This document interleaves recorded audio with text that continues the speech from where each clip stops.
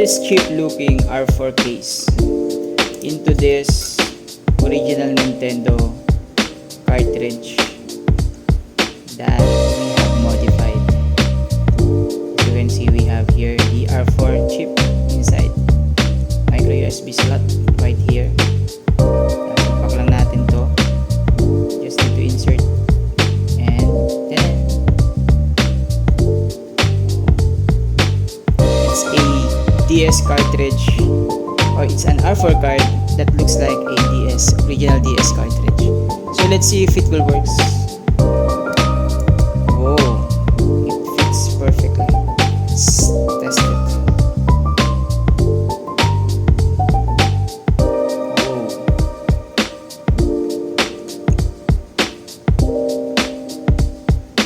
Oh, read the DS card.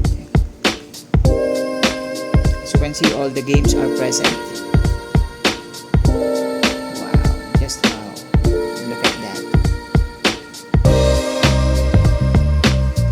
Mas premium looking na siya, guys, dahil original Nintendo cartridge na siya, hindi na siya yung mga